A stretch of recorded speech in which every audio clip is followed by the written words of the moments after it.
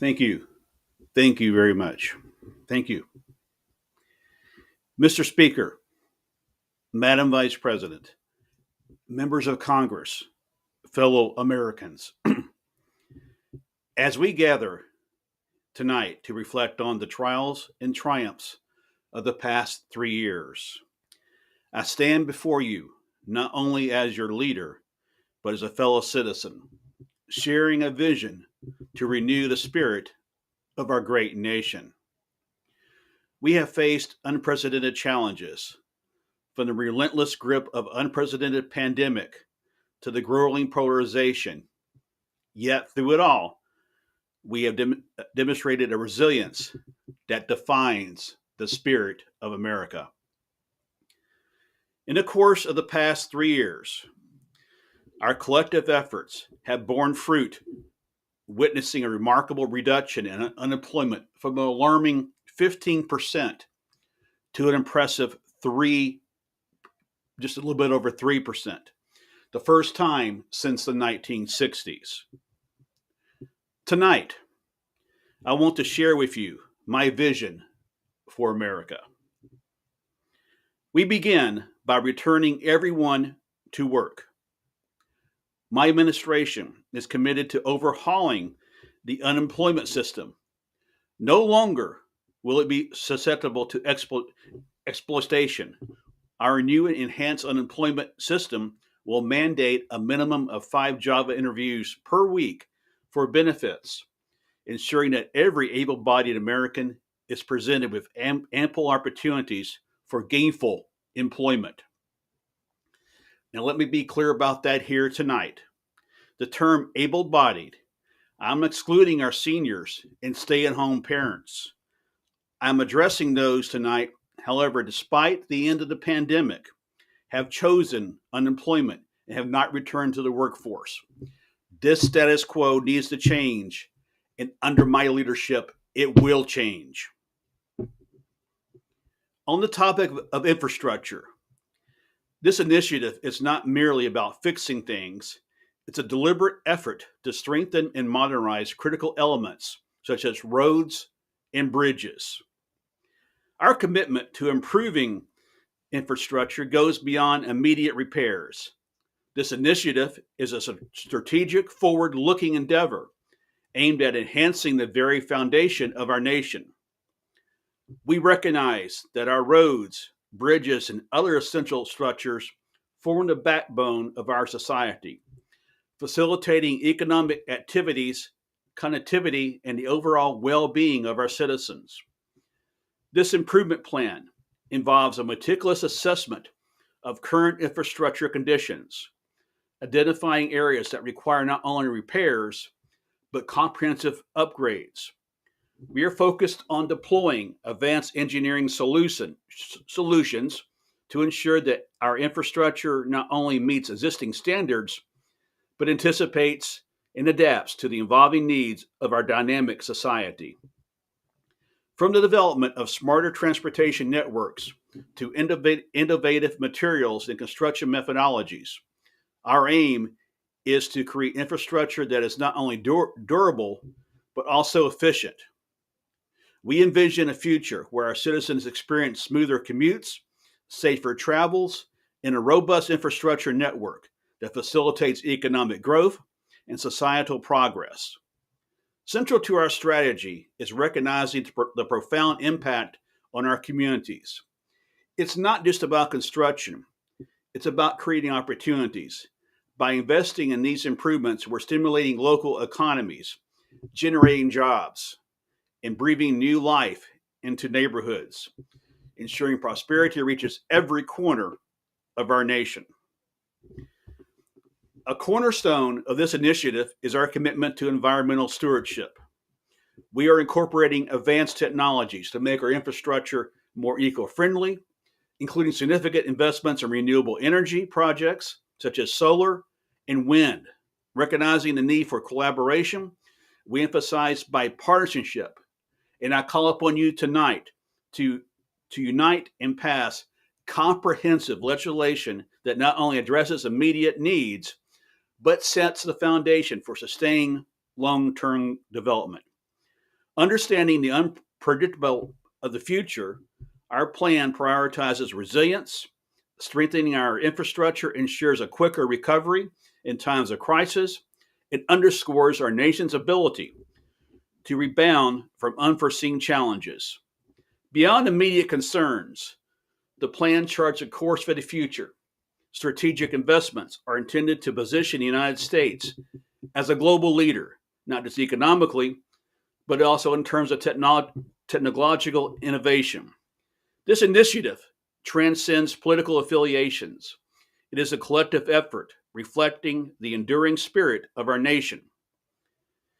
As we discuss this plan in the coming weeks, let us remember that it's an opportunity for our country to work together, irrespective of differences, for the collective betterment of all. Think about that tonight. We've come together in this hollow chamber, two different parties come together to listen to a leader address you this evening, and I am very thankful for that invitation. But think about it, we're working together, and that's what we need to not lose track of, is the fact that the men and women, the people of this country, send us here to this city, to this hollow chamber, to do the people's work.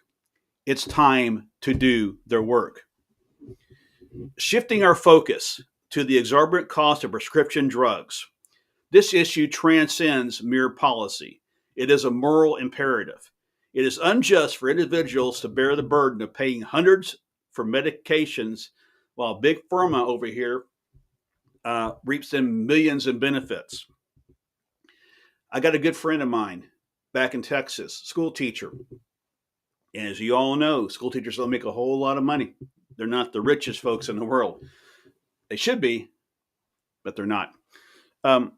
But she has a prescription that she needs, doesn't want, she needs. That prescription is $700. Yes, you heard me right. $700. How is that right? While Big Pharma is raking in billions in profits, we have a teacher spending $700 on a prescription. That stops, and it stops with my administration. Now let's turn our attention to the transformative potential of electric vehicles. As we stand on the precipice of a significant shift towards EVs, we must acknowledge the importance of infrastructure readiness. This transition involves comprehensive overhaul from charging stations to power grids.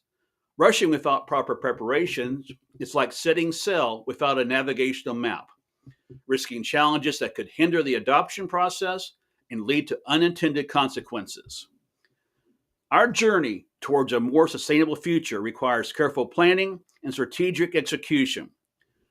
Let us not be hasty in our pursuit, but rather deliberate, ensuring that our infrastructure is ready to support the electric revolution. By doing so, we pave the way for a smoother, more efficient transition that benefits not only us, but generations to come. You know, and I think about this, you've heard politicians, you've heard candidates for this esteemed office say 20 years, we're going to go to EVs. 30 years, we're going to go to EVs. I will make you this promise here tonight in this hallowed hall. We will transition to EVs when the infrastructure in this country is ready, not a day before. Shifting our focus to the issue of the borders. Let me affirm that the United States welcomes people, but it must occur through proper channels, not through unauthorized crossings. We will reestablish our border control to ensure border security. One of the biggest crises we have is the fentanyl crisis, and that's a result, a co-result, I might add, of the situation on the border. We must bring that under control. And how we're going to do that is we're going to intensify working with law enforcement to dismantle illicit drug networks, enhancing addiction treatment accessibility within our healthcare systems. You know, addressing this fentanyl crisis mandates collaboration across various sectors, from government agencies and healthcare professionals to community organizations through a unified and multifaceted approach. We can strive to stem the tide of this devastating epidemic, safeguarding communities and fostering a healthier, more resilient society. Now, think about this. There's enough fentanyl that's crossed our borders to kill every single American in this country. Every single American in this country. This must come to an end. We must reestablish our borders. We must bring an end to fentanyl and the fentanyl crisis. The Middle East has been marred by decades of conflict, and the Israeli-Palestinian issue remains at the heart of this turmoil. I firmly believe that a just and equitable solution lies in the establishment of two independent states, Israel and Palestine, living side by side in peace and security. Supporting a two-state solution does not mean taking sides. Rather, it's an endorsement of a just and comprehensive resolution that accommodates the rights, security, and dignity of both Israelis and Palestinians. It's a call for dialogue, diplomacy, and a commitment to finding common ground for the betterment of all involved. And it really is. I know that this has been something that's going on since the beginning of time, and various presidents have tried to come up with a solution. I'm all for a two-state solution, and I think that solution is doable. You know, I've always believed that taking a life is wrong. My heart tells me that. I believe in the sanctity of life, and I recognize the profound value of every individual. At the same time, I firmly believe in a woman's right to make choices about her own body. Reproductive health, the issue of abortion rights, is multifaceted, involving personal beliefs, ethical consideration, and legal framework. Supporting a woman's right to choose does not diminish the recognition of the inherent value of life. Rather, it acknowledges the complexities of individual circumstances and the autonomy that women deserve in making deeply personal decisions. As a society, we must strive to create an environment where women have access to comprehensive reproductive health care, education, and support. And tonight I challenge you to present a bill to my desk with that ideal. This next subject is something that's very dear to my heart: education reform. It stands as a pivotal cornerstone of our nation's restoration. Our classrooms should be sanctuaries of learning, not political battlegrounds.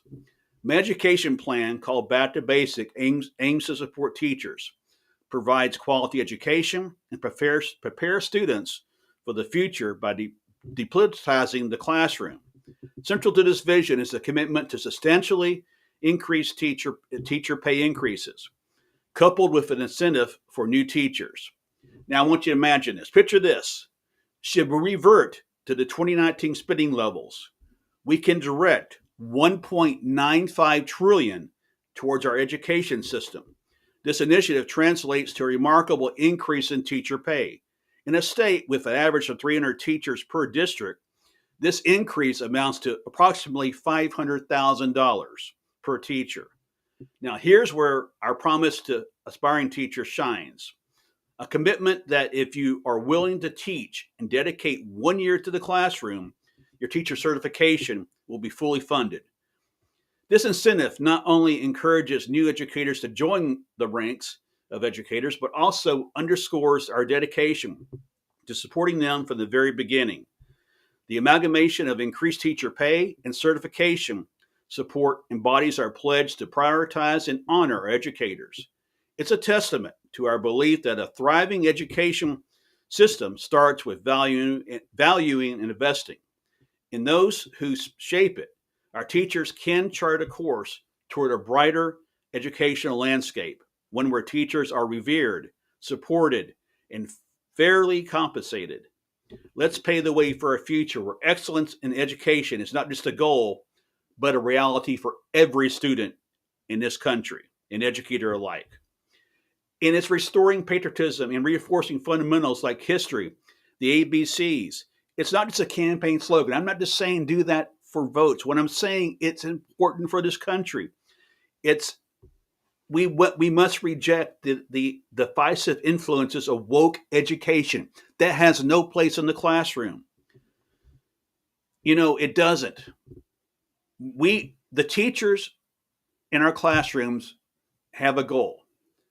They must teach the ABCs, the one, two, threes, the good, the bad, and the ugly of our history. Has the United States been perfect? Absolutely not. I'm not going to stand in this hollowed hall tonight and tell you that we, in 200, almost 300 years, 250 years, that we have done everything perfect. Absolutely not. We haven't. But we need to teach this generation our failures so that they don't repeat them in the future. The plan unveiled here tonight is not merely a policy agenda. It's the opening chapter in our journey to restore the greatness of the United States. And my friends, there's a great fellow Texan of mine, a gentleman by the name of Tom Lee. Tom has this beautiful painting that actually was in the Oval Office a few years ago. And he talks about, it's a beautiful painting of mountains outside El Paso. And Tom talks about living on the east side of the mountain. Him and his wife Sarah live on the east side of the mountain. Of course, living on the east side of the mountain, that they can see the sunrise of the day ahead, not the sunset of the day that's past. My fellow Americans, I believe the United States lives on the east side of the mountain, and our best days are ahead of us. May God bless you. May God bless our troops, and may God bless the United States of America. Thank you all very much. Thank you. Thank you. Thank you.